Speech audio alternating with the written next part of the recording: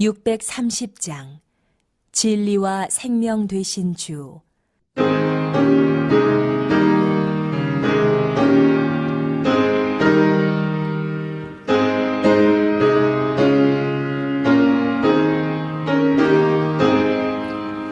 진리와 생명 되신 주, 이번을 바치옵니다.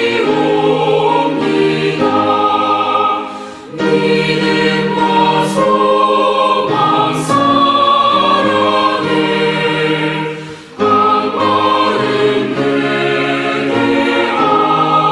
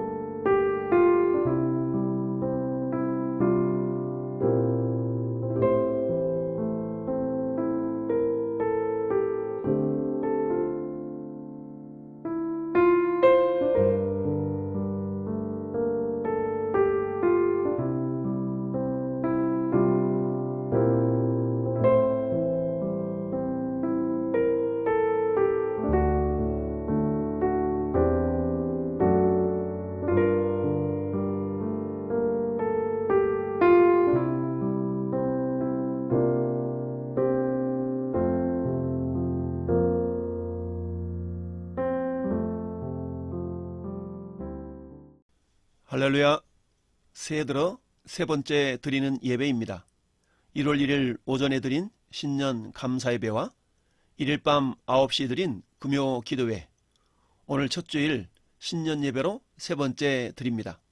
그러다 보니 새해가 된 지 오래된 듯한 느낌마저 듭니다.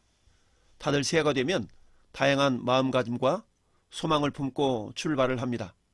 그러나 처음에 가졌던 마음의 결단을 실행에 옮겨서 12월 마지막 날 한 해를 결산할 때면 곧잘 후회를 하곤 합니다. 금년 한 해 교회 표가 좋은 터를 쌓는 교회입니다. 이를 위해서 좋은 터를 쌓는 성도가 되어야 좋은 터를 쌓는 교회가 됩니다. 좋은 터를 쌓는 교회의 실천 내용 세 가지는, 첫째는 믿음의 좋은 터를 쌓는 것과, 둘째 소망의 좋은 터를 쌓으라, 셋째 사랑의 좋은 터를 쌓으라는 것입니다. 오늘 이 세 가지의 실천 항목 가운데 첫 번째, 믿음의 좋은 터를 쌓으라 라는 제목으로 새해를 열어갈 수 있기를 바랍니다. 오늘 읽은 히브리서 기자는 믿음을 이렇게 정의하고 있습니다. 히브리서 11장 1절에 믿음은 바라는 것들의 실상이요 보이지 않는 것들에 대한 증거니 라고 말씀합니다. 또한 로마서 10장 17절은 그러므로 믿음은 들음에서 나며 들음은 그리스도의 말씀으로 말미암았느니라 라고 말씀하고 있습니다. 믿음은 바라는 것들의 실상이라는 의미가 무엇일까요? 그것은 본래 원어적인 의미로는 아래에 서다라는 그런 의미를 가집니다. 이는 어떤 사건이 실제로 존재한다거나 혹은 장래에 반드시 성취될 것이라는 사실에 대한 확고한 발판을 지니고 서 있는 것을 가리킵니다. 따라서 믿음은 바라는 것들의 실상이라는 말은, 믿음은 우리가 바라는 것들에 대한 확신을 가지고 견고히 서 있을 수 있도록 하는 확고한 발판이다라는 말이 됩니다. 실로 믿음이란 하나님에 의해서 계시되고 선포된 것에 대한 단순한 동의 그 이상입니다. 즉 하나님의 약속이 실제로 존재하며 그것이 하나님의 능력과 신실함에 의해서 반드시 성취될 것이라는 사실을 확신하는 것입니다. 때문에 믿음은 우리의 기대와 소망의 근거가 됩니다. 만일 우리가 하나님의 능력과 신실하심을 믿는다면 우리는 그분의 약속하신 것을 반드시 받을 것이라는 것을 확신하게 됩니다. 따라서 믿음과 확신은 결코 분리될 수 없는 것입니다. 그렇다면 우리가 믿음을 갖는 것은 실제적으로 어떤 영향을 미치는 것일까요? 예를 들어 어떤 아버지가 유치원생 아들에게 아침에 출근하면서 저녁 7시까지 집에 돌아오겠다라는 말을 하고 나갔다고 합시다. 그런데 저녁 8시가 되어도 9시가 되어도 10시가 되어도 아빠가 돌아오지 않는다면 그때 아이가 어떤 반응을 보일지는 다양하게 생각해 볼 수가 있습니다. 어떤 아이는 아빠가 왜 안 오시냐고 울면서 떼를 쓰는 아이, 아빠는 거짓말장이라고 삐치는 아이, 혹은 아니야 아빠는 반드시 돌아오셔라고 기다리다가 잠이 든 아이. 왜 이렇게 다양한 반응이 나올까요? 그것은 아빠에 대한 아이의 마음 상태에 따라서 다르게 나타나기 때문입니다. 즉 아빠에 대한 믿음과 아빠가 하신 말씀에 대한 확신이 있다면 그것이 이루어지기까지 기다릴 수가 있는 것이지요. 왜냐하면 아빠를 신뢰하기 때문입니다.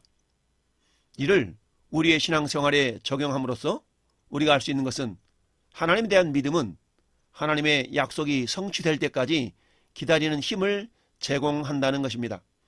그렇다면 주님의 성숙한 자녀가 되기 위해서 우리에게 필요한 것이 무엇일까요? 이를 위해 질문을 던진다면 아까 유치원 아이들 가운데서 어떤 아이가 과연 성숙한 아이일까요? 맞습니다.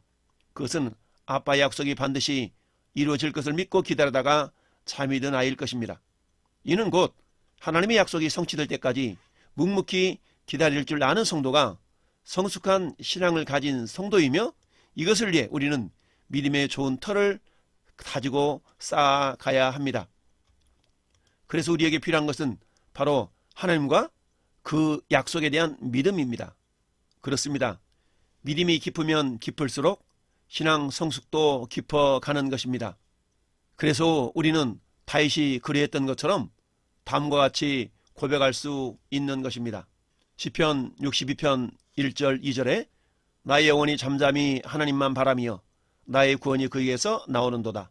오직 그만이 나의 반석이시요 나의 구원이시요 나의 요새이시니 내가 크게 흔들리지 아니하리로다. 다윗은 사방으로 적들에 의해서 둘러싸여 죽음의 위협을 받고 있었고 사람들로부터 시기와 비난을 받으며 거절당할 때조차 주님의 약속을 믿으며 위와 같이 고백할 수 있었던 것입니다. 그렇습니다. 하나님은 오늘도 이처럼 성숙한 성도들이 되기를 원하며 기다리십니다. 그래서 하나님은 당신의 약속이 반드시 이루어지심을 믿고 따르기를 원하셔서 광야에서 메소포타미아 무당 발람의 입술을 통해서도 이렇게 당신을 드러내고 계십니다. 민수기 23장 19절에 하나님은 사람이 아니시니 거짓말을 하지 않으시고 인생이 아니시니 후회가 없으시도다. 어찌 그 말씀하신 말을 행하지 않으시며 하신 말씀을 실행하지 않으시랴. 그래서 미국의 위대한 성경학자인 매튜 헨리 박사는 이렇게 믿음을 정의하고 있습니다. 믿음은 확신이며 하나님께서 예수 그리스도 안에서 우리에게 약속하신 것을 모두 성취할 것을 신뢰하는 것이다. 그리고 이 확신은 너무 강하기 때문에 바라는 것을 이미 소유된 것으로 여기며 실제로 보는 것으로 생각하게 한다. 그래서 믿음의 행위 속에 있는 신자는 말할 수 없는 기쁨과 영광으로 가득 차 있다라고 정의했습니다. 그렇습니다. 믿음에는 반드시 증거가 있습니다. 그 증거를 다른 말로 하면 열매라고도 합니다.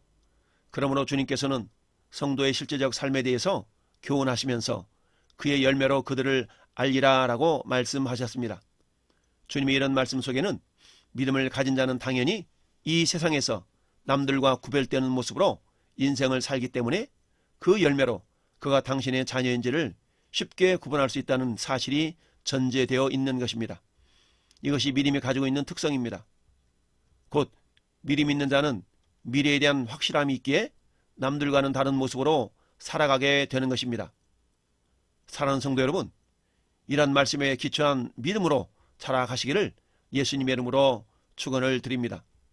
그래서 하나님은 이런 사람을 찾고 계시는 것입니다. 이런 사람의 신앙의 성숙 과정은 신년감사 예배를 드릴 때 말씀드린 것처럼 다음과 같습니다. 첫째, 자신이 죄인임을 깨닫고 예수 그리스도를 영접한 사람입니다. 요한복음 1장 12절에 영접하는 자 곧 그 이름을 믿는 자들에게는 하나님의 자녀가 되는 권세를 주셨으니 자신이 죄인임을 깨닫고 회개하고 예수 그리스도를 영접할 때에 하나님의 자녀가 되는 권세를 얻습니다. 둘째, 예수님의 보혈로 죄사함 받고 자신이 의인됨을 믿고 사는 자입니다.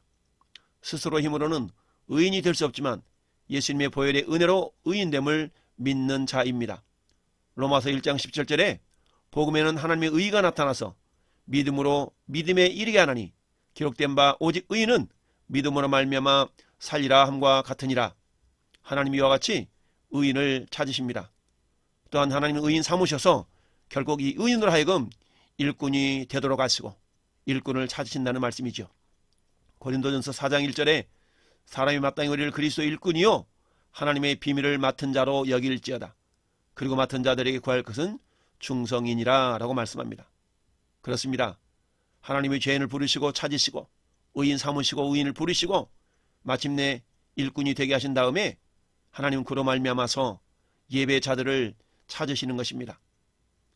하나님이 이 죄인이 마침내 예배자가 되기까지 저와 여러분들을 하나님의 일꾼으로 동역자로 불러주신 것입니다. 요한복음 4장 23절에 하나님께서 참되게 예배하는 자들은 영과 진리로 예배할 때고 나니 곧 이때라.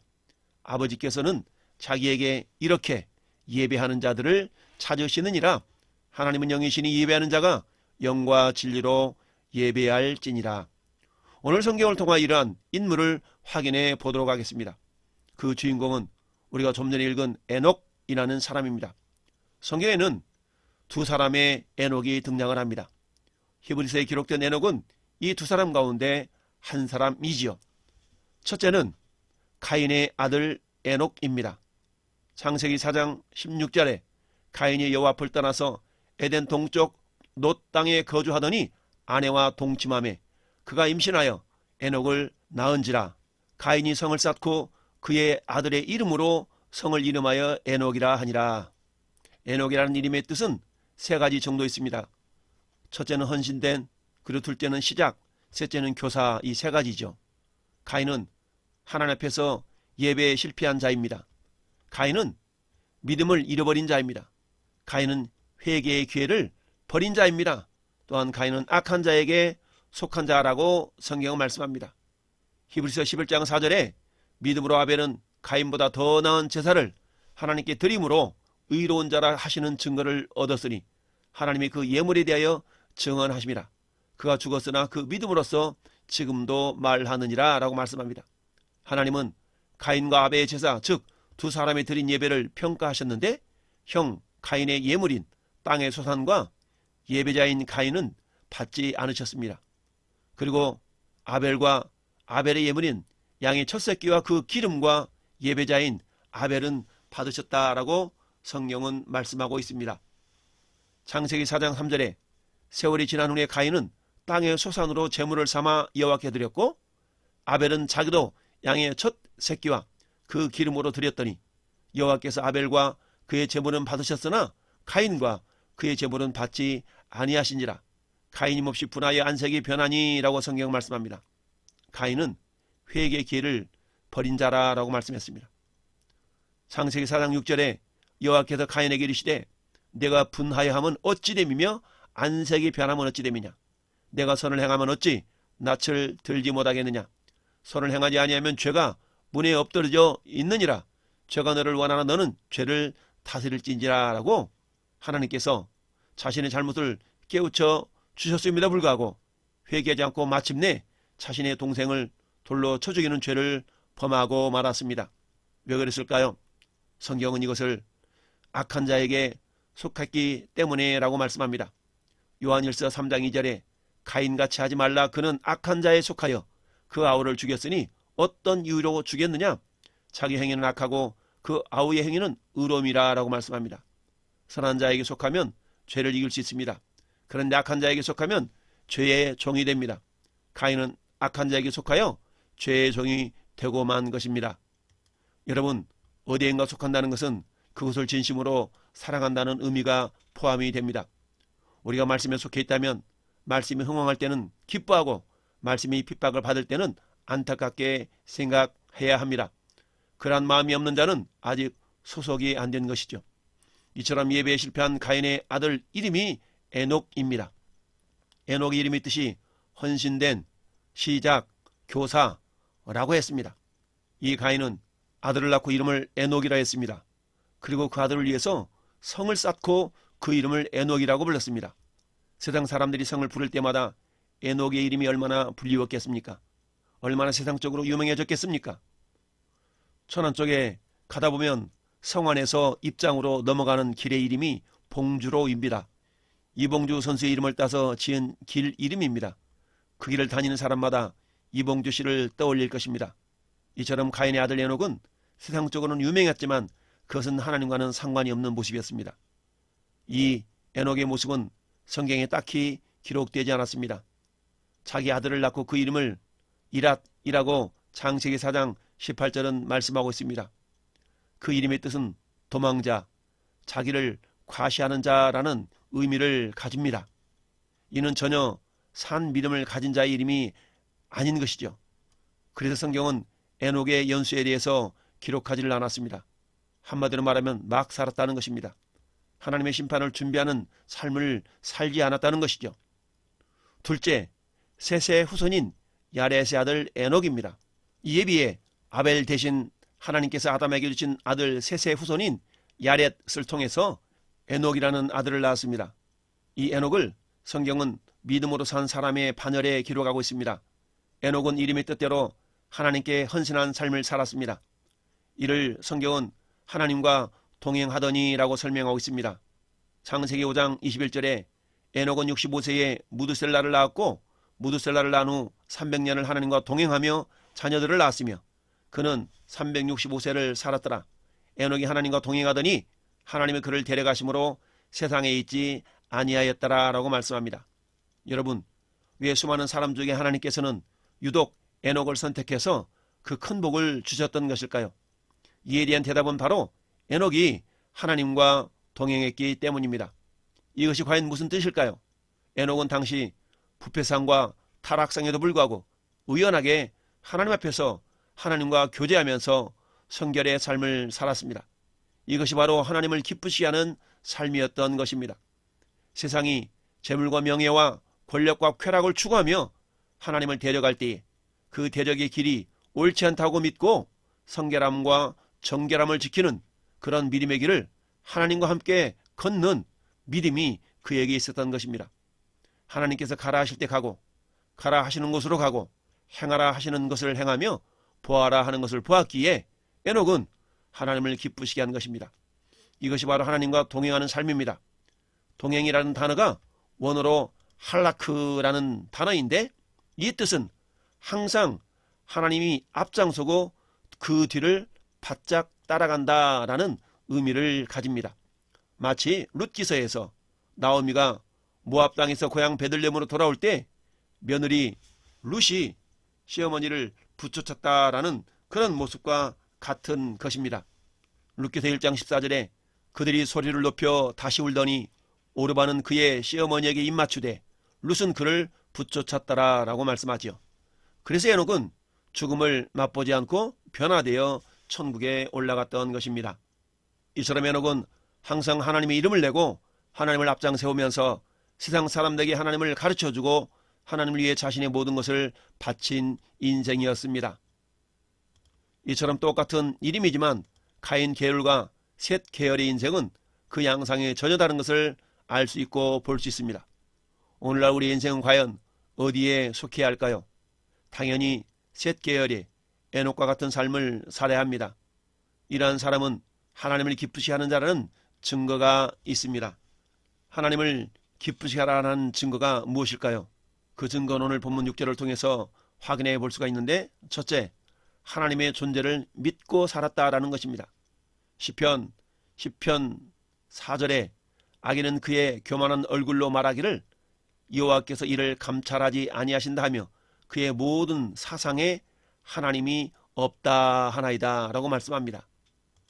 악한 자에 속했던 가인은 하나님께 예배하는 자로 하나님을 믿는 자였지만 그 믿음은 산 믿음이 아닌 죽은 믿음이었던 것입니다.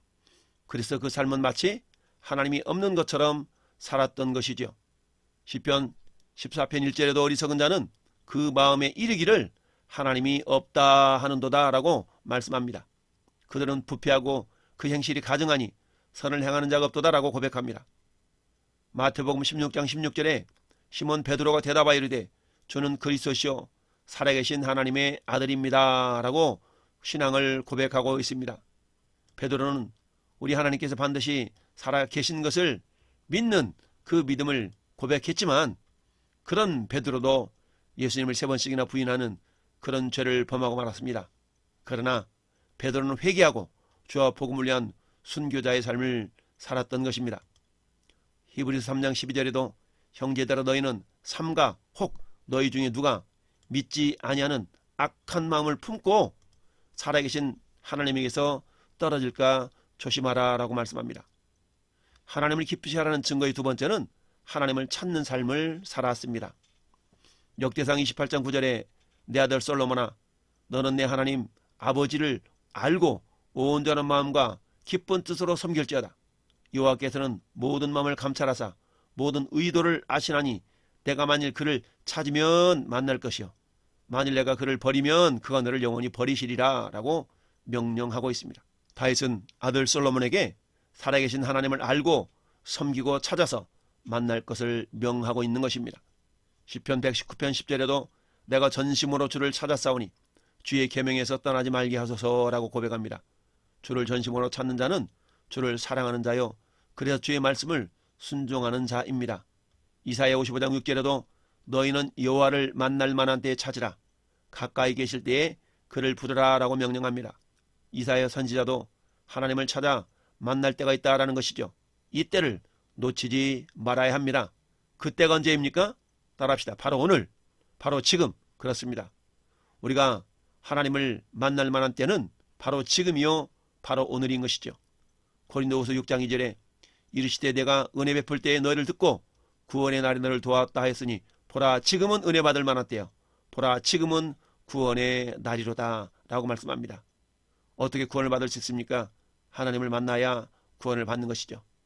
따라서 우리 하나님을 찾고 만날 만한 때는 바로 오늘, 바로 지금인 것입니다. 예수님도 구하고 찾고 문을 두드릴 것을 명령합니다. 구하라 그리하면 너에게 주실 것이요 찾으라 그러면 찾아낼 것이라 문을 두드리라 그리하면 너에게 열릴 것이니라고 말씀합니다. 하나님을 기쁘시 하는 자라는 증거가 세 번째 하나님의 주실 상을 바라보는 자입니다. 하나님은 아브람과 언약을 맺으시면서 창세기 15장 1절에 이렇게 아브람에게 말씀합니다. 여호와의 말씀이 환상 중에 아브람에게 임하여 이르시되 아브람아 두려워하지 말라 나는 내 방패요 너의 지극히 큰 상급이니라. 하나님은 아브람에게 언약을 맺으시면서 위로하시기를 내가 너의 지극히 큰 상급이라 라고 말씀하셨습니다. 따라서 하나님의 주실 상을 바라보는 자는 곧 하나님을 바라보는 자요 예수 그리스도를 바라보는 자입니다. 히브리서 12장 2절에 믿음의 주요 또 온전하게 하시는 이인 예수를 바라보자. 그는 그 앞에 있는 기쁨을 위하여 십자가를 참으사 부끄러움을 게으치 아니하시더니 하나님 보좌 우편에 앉으셨느니라 라고 말씀합니다. 또한 룻기서 2장 12절에도 여호와께서 내가 행한 일을 보답하시기를 원하며 이스라엘 하나님 여호와께서 그의 날개 아래로 보를 받으러 온 내게 온전한 상 주시기를 원하노라 하시는지라 라고 말합니다. 이 말은 베들레헴에서 보아스가 시어머니 나오미를 봉행하는 룻의 섬김을 보고 축복한 말입니다. 룻의 삶은 하나님 보시기에 기뻐하시는 삶을 살았던 것이죠. 그래서 결국 룻은 다윗 왕의 증조 할머니가 된 엄청난 복을 받게 되었습니다. 사랑하는 성도 여러분, 좋은 터를 쌓는 성도가 되시기를 바랍니다. 첫째로 쌓아야 할 믿음의 좋은 터를 쌓는 주인공들 되시기를 예수님의 이름으로 축원을 드립니다. 두 사람의 에녹 가운데 셋의 후손인 에녹은 미림의 터를 잘 쌓았기 때문에 미림의 아들을 얻을 수가 있었습니다. 무드셀라는 969세를 장수한 사람입니다. 이 사람의 이름의 뜻이 종말론적인 의미가 있다고 했습니다. 그것은 첫째, 창끝을 잡은 자, 둘째, 죽으면 세상의 종말이라는 의미이죠. 이 에녹은 아들을 신앙으로 잘 양육한 사람이었습니다. 그래서 사람들은 무드셀라 이름을 부를 때마다 종말론적 신앙을 생각할 수 있었던 것입니다. 결국 무드셀라의 손자 노아는 에녹의 신앙을 따라 방주를 준비하는 의인으로 쓰임을 받았습니다. 모두 믿음의 좋은 터를 잘 쌓았기 때문입니다. 우리 모두 믿음의 좋은 터를 잘 쌓아서 마침내 장래에 참된 생명을 취하는 주인공들이 되시기를 예수님의 이름으로 축원을 드립니다. 아멘.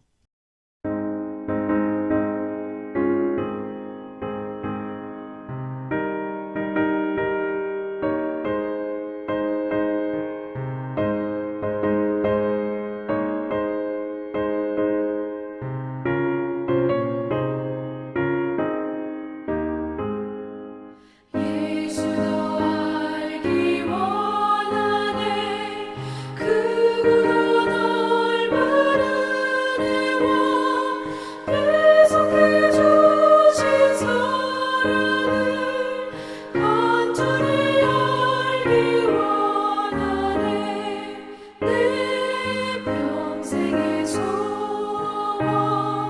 내 평생의 소원 계속해 주신 사랑을 간절히 알기 원하네 성령이 스승되셔서 진리를 가르치시고 거룩한 뜻을 깨달아 예수를 알게 하소서 내 평생의 소원 내 평생의 소원 계속해 주신 사랑을 간절히 알기 원하네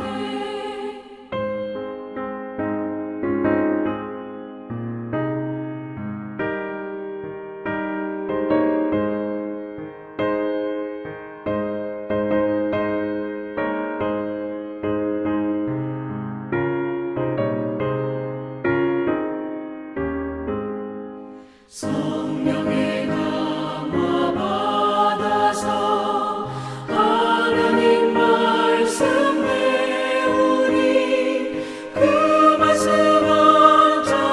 한절한절이 내 맘에 교훈 되도다 내 평생의 소원 내 평생의 소원 계속해 주신 사랑을 간절히 알기 원하네 예수가 계신 보좌는 영광에 둘려 있도다 평화의 왕이 오시니 그 나라 왕성하도다 내 평생의 소원 내 평생의 소원 계속해 주신 사랑을 간절히 알기 원하네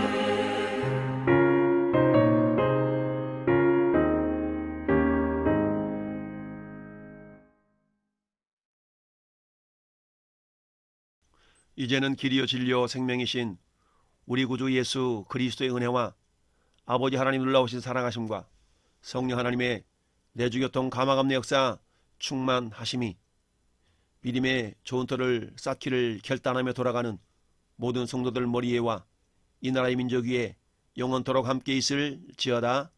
아멘.